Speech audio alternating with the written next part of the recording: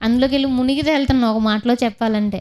దేవుడేమో అయ్యా అమ్మ వద్దు, లోకానికి నీకు పొత్తొద్దమ్మా, నువ్వు వెళ్ళకూడదు, అటు వద్దు నువ్వు అంటే, మనం ప్రభు నేను ఆదివారం చర్చకు వస్తా, కావాలంటే బుధవారం కూడా వస్తా, శుక్రవారం కూడా వస్తా, మిగిలిన రోజులు అందులో ఉంటా. అది భక్తి అవుతుందండి? భక్తి అనగానే పొద్దున్నే లేచి ప్రేయర్ చేసేసుకుని బైబిల్ చదివేసుకుని మళ్ళీ బయట ఉన్నటువంటి లోకస్తులతో స్నేహం చేసేసి పాపంలో పడిపోయి మళ్ళీ వచ్చేసి ప్రభువా నన్ను క్షమించయ్యా అని చెప్పేసి బైబిల్ పట్టుకుని ఆదివారం వెళ్ళి కానుకలు వేసేయడం అది భక్తి అయిపోదండి.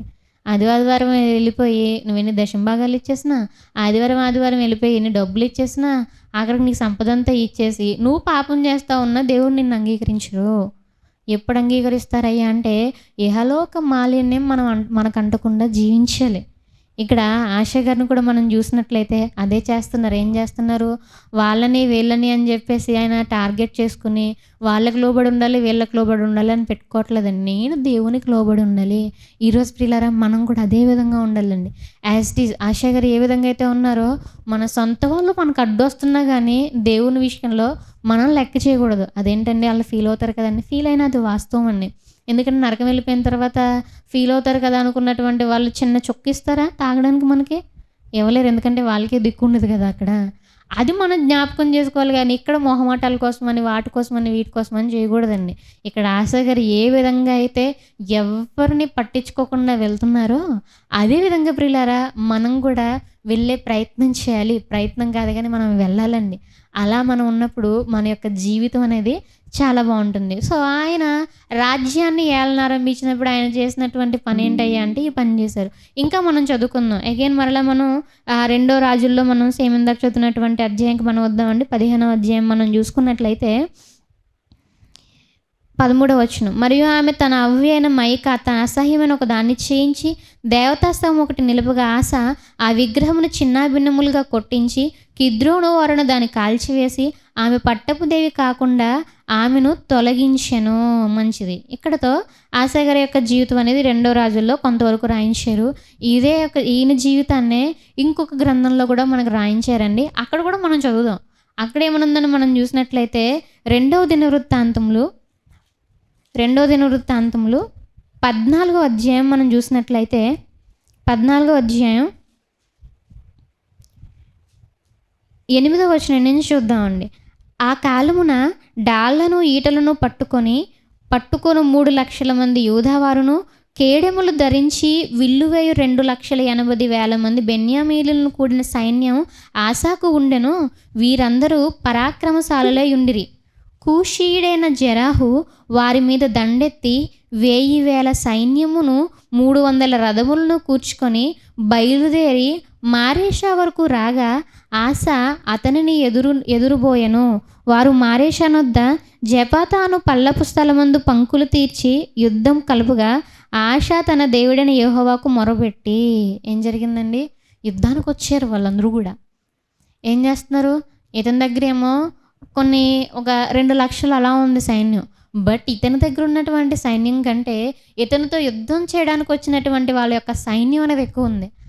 అటువంటి సమయంలో ప్రియులారా ఆయన ఏం చేస్తున్నారయ్యా అంటే దేవుని దగ్గర మొరపెట్టుకుంటున్నారండి. అదేవిధంగా ప్రియులారా ఈరోజు కూడా మన యొక్క జీవితంలో ఏదైనా కష్టం వచ్చినప్పుడు మనం ఫస్ట్ ఆఫ్ ఆల్ ఎవరి దగ్గరికి వెళ్తున్నాం చెక్ చేసుకోవాలి. ఏదైనా కష్టం వచ్చింది, అది ఏదైనా కావచ్చు, అది వివాహం విషయంలో కావచ్చు, ఉద్యోగం విషయంలో కావచ్చు, అప్పుల విషయంలో కావచ్చు, నీకున్నటువంటి బాధల విషయంలో కావచ్చు, నువ్వెవరి దగ్గరికి వెళ్తున్నావు చెక్ చేసుకోవాలండి. ఒక సీఎం దగ్గరికి వెళ్తున్నావు, ఒక పిఎం దగ్గరికి వెళ్తున్నావు, ఒక అధికారంలో ఉన్నటువంటి వ్యక్తి దగ్గరికి వెళ్తున్నావు, ఎవరి దగ్గరికి వెళ్తున్నావు? వాళ్ళు హెల్ప్ చేస్తారు, వీళ్ళు హెల్ప్ చేస్తారని చెప్పేసి చూస్తున్నామేమో. జాగ్రత్త. మనకి సహాయం అనేది ఎక్కడి నుంచి వస్తుంది అయ్యా అంటే దేవుని దగ్గర నుంచి మాత్రమే వస్తుందండి. అది ఎవరు గమనించారయ్యా అంటే ఆశా గారు గమనించారు.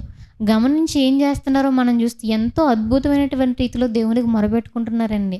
మన యొక్క ప్రార్థనలు అనేవి అలా ఉన్నాయి లేదా మనం చెక్ చేసుకోవాలి. మొరపెట్టుకుంటూ ఏమంటున్నారు ఆయన మనం చూస్తే 11వ వచనం. ఆశ తన దేవుడైన యెహోవాకు మొరపెట్టి యెహోవా విస్తారమైన సైన్యము చేతిలో ఓడిపోకుండా బలము లేని వారికి సహాయం చేయుటకు నీకన్నా ఎవరునూ లేరు. మా దేవా యెహోవా మాకు సహాయం చేయము, నిన్నే నమ్ముకొని ఉన్నాము. నీ నామమును బట్టియే ఈ సైన్యమును ఎదిరించుటకు బయలుదేరి ఉన్నాము. యెహోవా నీవే మా దేవుడు, నరమాత్రులను నీపైని జయముందనియ్యకుము అని ప్రార్థింపగా. ఈయన కూడా పిల్లలు అక్కడ మనం ఆలోచన చేసినట్లయితే, నాకు కూడా 2 లక్షల సైన్యం ఉంది, నేను వెళ్ళిపోవచ్చు, యుద్ధం చేయొచ్చు, నాకేమైనా తక్కువ, నేను వెళ్తా అని చెప్పేసి వెళ్ళిపోవచ్చా లేదా? వెళ్ళిపోవచ్చండి. ఒకవేళ కనుక ఈయనకు సైన్యం తక్కువ ఉంటే పక్కన ఉన్నటువంటి రాజ్యాలతో పొత్తు పెట్టుకుంటూ ఉండేవాళ్ళు ఆ కాలంలో. ఇప్పుడు మనం అంతే కదండి. మన దగ్గర ఏదైనా తక్కువ ఉందనుకోండి, ఎవరితో పొత్తు పెట్టుకుంటాం వెళ్ళి? పక్కింటి వాళ్ళతోనో, ముందింటి వాళ్ళతోనో, వెనకాలింటి వాళ్ళతోనో, ఎదురింటి వాళ్ళతో, ఎవరింటి వాళ్ళతో మనం పొత్తు పెట్టుకుంటూ ఉంటాం. అదేవిధంగా ఈయన కూడా పొత్తు పెట్టుకోవచ్చు ఇక్కడ. నేను కూడా వెళ్తా, నేను కూడా వెళ్ళి నేను సైన్యం తెచ్చుకుంటే ఎవరు నా దగ్గరకు వచ్చేది, ఎవరు నా జోలికి వచ్చేది అని చెప్పేసి అతను వెళ్ళి డైరెక్ట్గా యుద్ధంలోకి దిగిపోలేదండి. అందుకే దేవుడు దావీదు గారితో పోల్చారు స్టార్టింగ్లో. దావీదు గారు ఏ విధంగా అయితే యథార్థంగా నడుచుకున్నారో ఇతను కూడా తన యొక్క జీవితంలో యథార్థంగా నా ఎదుట నడుచుకున్నారు అని చెప్పేసి రాస్తారు. దావీదు గారిని కూడా మనం గమనించామనుకోండి పిల్లరా, దావీదు గారి యొక్క జీవితాన్ని కూడా మనం ఆలోచన చేసినట్లయితే దావీదు గారు కూడా అంతేనండి. దావీదు గారి జీవితంలో కూడా ఒక సందర్భం వస్తుంది. అసలే ఆయన కృంగిపోయినటువంటి పరిస్థితుల్లో ఉన్నప్పుడు ఎవరో వచ్చి అతను లేని టైంలో అక్కడ ఉన్నటువంటి వారి భార్యలని, వాళ్ళ సొమ్ముని, మొత్తం అతనుకున్నటువంటి ఆస్తిని, అతనితో పాటు ఉన్నటువంటి వాళ్ళ భార్యలని, ఆస్తులని మొత్తం తీసుకెళ్ళిపోతే, ఎవరు నా భార్యను తీసుకెళ్ళింది, ఎవరు వాళ్ళని తీసుకెళ్ళింది అని చెప్పేసి వెంటనే ఆయన కూడా అక్కడ దిగరండి, యుద్ధంలోకి దిగరు. అయ్యా వెళ్ళమంటావా? మన ప్రార్థన ఎలా ఉంటుంది ఆలోచన చేయాలి. ఇక్కడ ఈయన ప్రార్థన కాబట్టి ఎలా ఉంది, ప్రభువా వాళ్ళు మా మీదకి దండెత్తి వస్తున్నారయ్యా, వాళ్ళ సైన్యాలు ఉన్నాయ్యా, అయినప్పటికీ నీవే విజయం ఇస్తావు, వాళ్ళు నువ్వు విజయం నొందనీయొద్దయ్యా అని చెప్పేసి చక్కగా ప్రార్థన చేసి మాకు సహాయం చేయి, మేమేం చేయగలం, మేమేం చేయలేం, బలం లేని వారికి కూడా నువ్వే సహాయం చేస్తావు అని మనం ప్రార్థన చేస్తాం. ఆయన ప్రార్థన చేస్తున్నారు. మరి మనం ఎలా చేస్తాం? అసలు ఎందుకు నా జీవితంలో నీ కష్టం తీసుకొచ్చావు? చూడండి వ్యత్యాసం ఎలా ఉందో.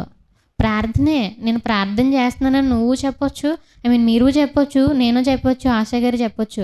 అయితే ప్రార్థన అనేది ఎలా ఉంది, డిఫరెన్షియేషన్ ఎట్లా ఉంది గమనించండి. మనకి కష్టాలు వచ్చినప్పుడు మనం ఎలా చేస్తున్నాం, ఆయనకి కష్టాలు వచ్చినప్పుడు ఆయన ఎలా చేశారు. అసలు నువ్వెందుకయ్యా నా జీవితంలో కష్టం తీసుకొచ్చావు ప్రభువా? ఎంతకాలమయ్యా నన్ను ఇలా చేస్తావు నువ్వు? నేను ఎంతకాలం ఇలా ఓర్చుకోవాలి? ఎందుకు? అందరూ బాగున్నారు కదా, వాళ్ళు బాగున్నారు కదా, వీళ్ళు బాగున్నారు కదా, వాళ్ళకి పెళ్ళిళ్ళు అయిపోతున్నాయి కదా, వీళ్ళకి పెళ్ళిళ్ళు అయిపోతున్నాయి కదా, ఈ సేమ్ నా ఏజే కదా, పిల్లలు కూడా కనీసం నాకు ఎందుకు నువ్వు ఇంకా పెళ్లి చేయట్లా? ఎన్ని సంవత్సరాల నుంచి నీకు ప్రార్థన చేస్తున్నాను. ఇలా చేసేవాళ్ళు ఉంటారు ఉద్యోగం కోసం దగ్గరికి. ప్రభు ఎంతో కాలం నుంచి నేను నమ్ముకున్నాను కదా, ఎందుకు నా జీవితంలో నువ్వు ఉద్యోగం తీసుకురావట్లా? ఎందుకు తీసుకురావట్లేదు? నాకు అర్థం కావట్లేదు, నిన్ను నమ్ముకున్నాను కదా, ఎందుకు నాకు ఇలా చేస్తున్నావు అని చెప్పేసి అరిచేవాళ్ళు ఉంటారు. ఫ్రూట్ షాప్కి వెళ్ళి 100 రూపాయలు ఇచ్చి 100 రూపీస్ యాపిల్స్ ఇవ్వండి అని చెప్పడం వేరు, 100 అలా పడేసి యాపిల్స్ 100 రూపీస్ యాపిల్స్ అని చెప్పడం వేరు. దేవుని దగ్గర కూడా మనం మాట్లాడే విధానం ఎలా ఉంటుంది? అయ్యా నాకు ఇలాంటి కష్టాలు వచ్చాయ్యా, నాకు సహాయం చెయ్యి, ప్రభువా నువ్వే ఉన్నావు, నాకు సహాయం ఎక్కడి నుంచి వస్తుంది అయ్యా అని అడగడం ఎలా ఉంది? నాకు ఎందుకు కష్టాలు తెచ్చావు నువ్వు, అసలు నాకు ఎప్పుడు ఈ వీటిలోంచి నాకు విముక్తి ఎప్పుడు తీసుకొస్తావు నువ్వు, ఎప్పుడు తీసుకొస్తావు నాకు విముక్తి నువ్వు అని చేయడం ఎలా ఉంది? ప్రార్థనే, రెండూ ప్రార్థనే, కానీ మాట్లాడే విధానం ఎలా ఉంది? ఈరోజు దేవుని దగ్గర మాట్లాడే విధానం ఎలా ఉంది? ఆలోచించేయాలి ప్రియులారా. మనం దేవుణ్ణి తక్కువ అంచనా వేయకూడదండి. వేస్తున్నామేమో చెక్ చేసుకోవాలి ప్రియులారా. మనం ఆలోచన చేసినట్లయితే పరలోకంలో ఉన్నటువంటి దేవదూతలన్నీ కూడా గజగజ గజగజగజ వణుకుతున్నాయి. మిక్కిలి పరిశుద్ధ దూతల సభలో ఆయన మిక్కిలి భీకరుడు, భయంకరుడు, ఆయన అలా ఉన్నారు.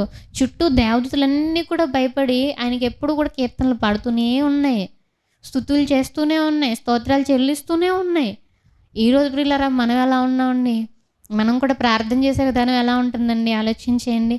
దేవునితో మనం మాట్లాడేటప్పుడు ఒక విధేయత ఉండదు. దేవునితో మనం మాట్లాడేటప్పుడు ఎవరైనా మాట్లాడుతున్నప్పుడు కూడా మనం పడుకుంటూనే తోలుతూనే ప్రార్థన చేస్తూ కూడా ఉంటాము. ప్రార్థన చేస్తూ ఎవరో ఆమె అనగానే అలా లేచి చెప్తూ ఉంటాం. అలా ఉందా మన ప్రార్థన? అలా ఉండకూడదండి. విధేయత ఉండాలి దేవుని పట్ల. దేవుని పట్ల విధేయత ఉన్నప్పుడు దేవుడు మనం మొర ఆలకిస్తారు. అలా కాకుండా యాపిల్ షాప్కి నువ్వు 100 రూపీస్ వేస్తున్నావు, వాడు మొహాన్ని కొట్టి 100 రూపీస్ యాపిల్స్ ఇవ్వంటే ఎవడరా నువ్వు అంటారు. అవునా కదా? నువ్వు 100 రూపీస్ ఇచ్చినంత మాత్రాన అతని మొహాన్ని కొట్టి 100 రూపీస్ యాపిల్స్ ఇవ్వంటే ఎవరు నువ్వు, నేను ఎవరు పో అంటారు. రిటర్న్ కూడా 100 రూపీస్ నీ మొహాన్ని కొడతారు.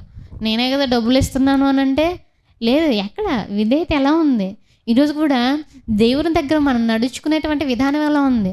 వారంలో ఉన్నటువంటి 6 రోజులు పాపం చేసేసి, ఏడో రోజున మోకాళ్ళేసి పరలోకమందున్న మా తండ్రి ప్రభువా అంటే దేవుడు ఆలకిస్తారా?